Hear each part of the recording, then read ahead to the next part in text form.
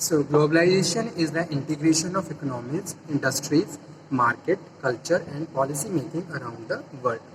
It is the process of integration national and regional economies, societies and culture have become integrated through global network of trade communication, immigration and transportation. ठीक है?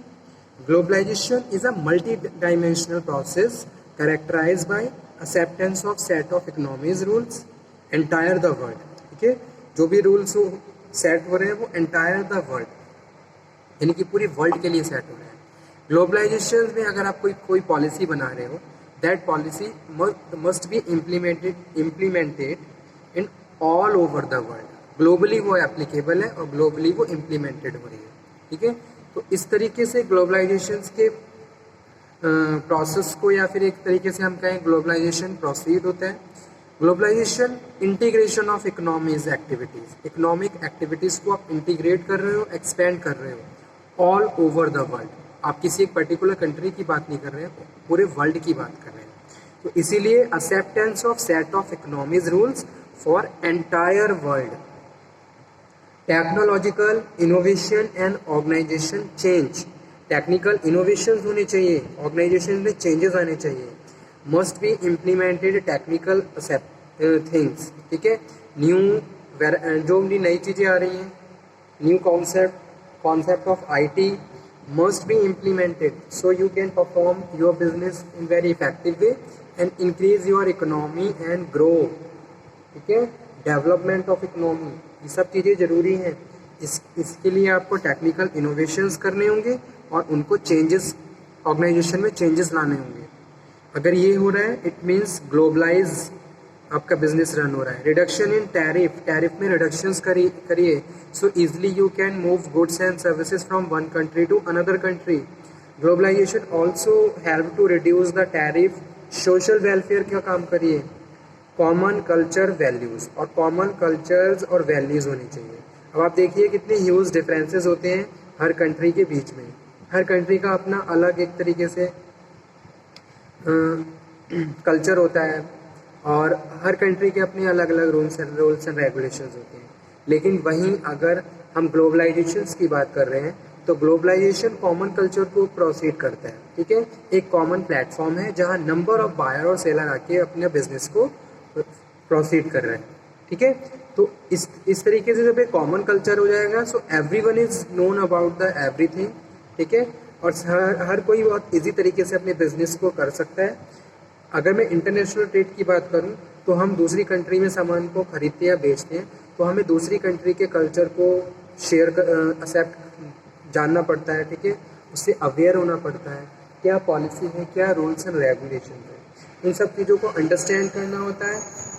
जहाँ बहुत सारे differences आते हैं, बहुत सारे मिसकम्युनिकेशन भी हो जाते हैं और बैरियर्स अराइज होते हैं.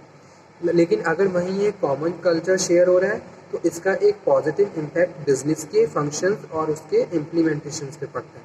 बेटर तरीके से आप बिजनेस प्रैक्टिसेस को परफॉर्म कर सकते हो और एफिशिएंसी के साथ बिजनेस को रन कर सकते हो.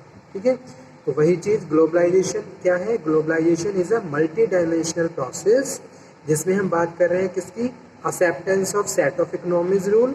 ठीक है, जो भी इकोनॉमिकल रूल्स बन रहे हैं that must be set applicable or implemented entire for the entire world.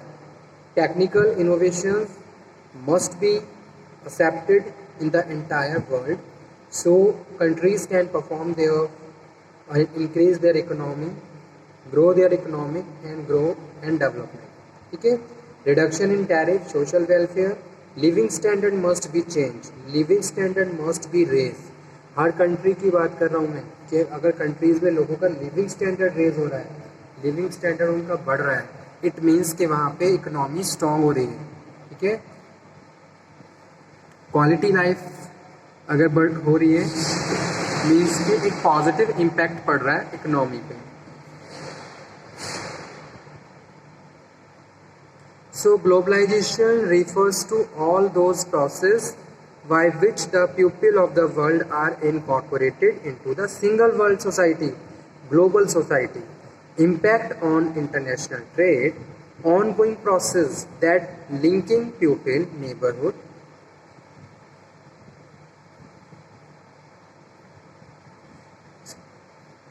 Free movement of goods, that is also very important, क्योंकि जब हम इंटरनेशनल बिजनेस की बात करते हैं तो बहुत सारे ऐसे टैरिफ्स होते हैं, बहुत सारे ऐसे बैरियर्स होते हैं तो अराइज होते हैं, जिससे हम अपने गुड्स को ईजिली मूव नहीं कर सकते और इंटरनेशनल बिजनेस को प्रोसीड नहीं कर सकते। यहाँ भी बहुत सारी फॉर्मेलिटीज़, बहुत सारी प्रॉब्लम्स आती हैं, जहाँ अगर मैं ग्लोबलाइजेशन की बात कर रहा हूँ तो ग्लोबलाइजेशन ने इस प्रॉब्लम को भी सॉर्ट आउट कर दिया है। बिजनेस पर्सन ईजिली अपने गुड्स को अपनी कंट्री में प्रोड्यूस करके दूसरी कंट्री में बेच सकते हैं, और जहाँ नंबर ऑफ रेस्ट्रिक्शंस के साथ वो अपने इंटरनेशनल या फॉरेन ट्रेड को रन कर सकते हैं। ठीक है, अब pace of globalisation increase for number of reason. अब ग्लोबलाइजेशन बढ़ क्यों रहा है, सबसे पहले हम ये जानेंगे। ठीक है, क्यों ग्लोबलाइजेशन को इतना वैल्यू दिया जा रहा है, क्यों ग्लोबलाइजेशन इंक्रीज हो रहा है, तो उसके पीछे क्या नंबर ऑफ रीजन्स हैं, कौन कौन से मेन रीजन्स हैं, ये हम डिस्कस करेंगे। Pace of globalization increased for number of reasons. First one है development in information and communication technology. Information और कम्युनिकेशन टेक्नोलॉजी आज के टाइम में हर कंट्री की एक बैकबोन बन गई है। ठीक है, अगर किसी भी कंट्री में आप इकोनॉमी को ग्रो करना चाहते हो, इकोनॉमी को डेवलप करना चाहते हो, तो वहाँ पे आपको इंफॉर्मेशन एंड कम्युनिकेशन टेक्नोलॉजी को स्ट्रॉन्ग करना होगा, तभी जाके आप अपनी कंट्री में बेटर सर्विसेज प्रोवाइड कर सकते हो और कस्टमर को सेटिस्फाई कर सकते हो। ठीक है, सो development in information and communication technology, transport and communications have accelerated the pace of globalization over the past 30 years.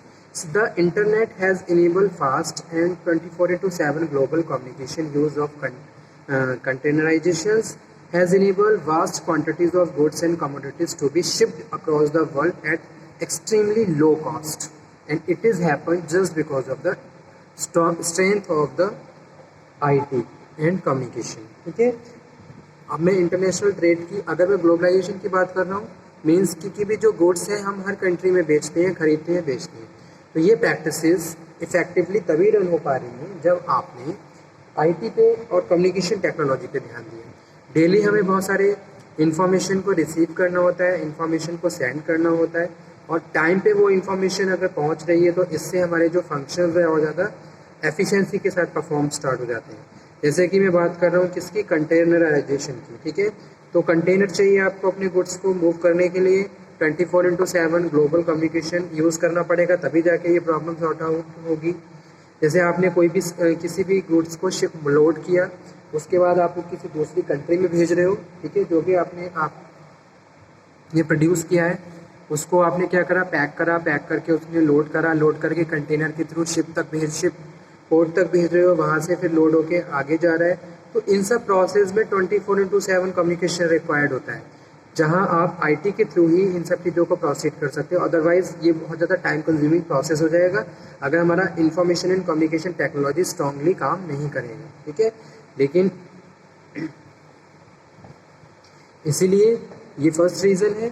Increasing capital mobility has also acted as a stimulus to globalisation, और जो capital mobility है ये globalisation को lead करती है।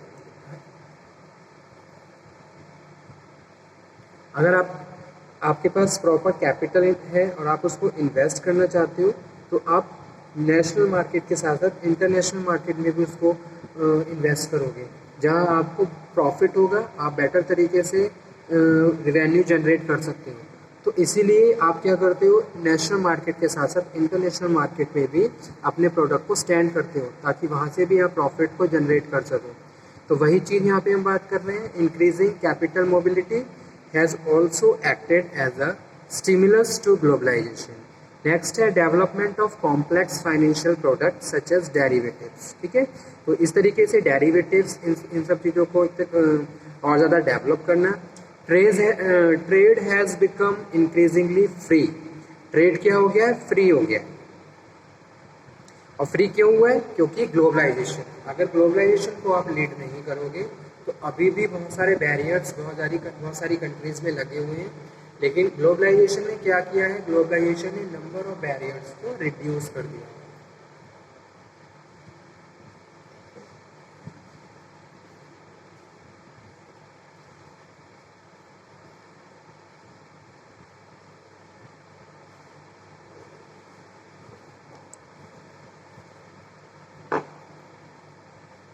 और MNC की growth के लिए ग्लोबलाइजेशन जरूरी है, ठीक है।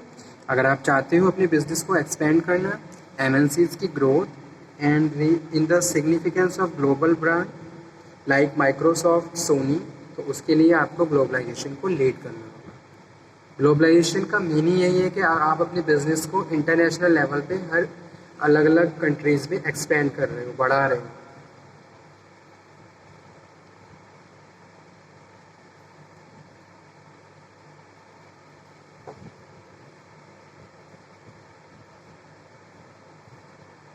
तो आज का टॉपिक हमारा यहीं पे फिनिश करते हैं। नेक्स्ट लेक्चर में हम फिर से बात करेंगे एक नए टॉपिक पर। तब तक आप ये पढ़िए, ये समझिए, अगर कोई डाउट हो तो आप दोबारा से डिस्कशन कर सकते हो।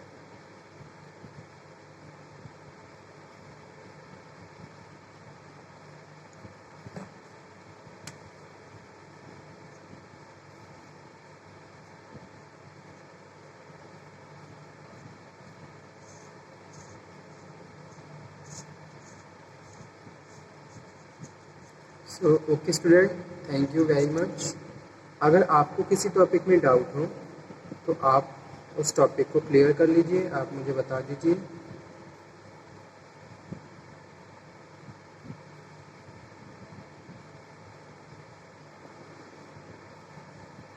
सो नेक्स्ट लेक्चर पे हम फिर से बात करेंगे एक नए टॉपिक पे।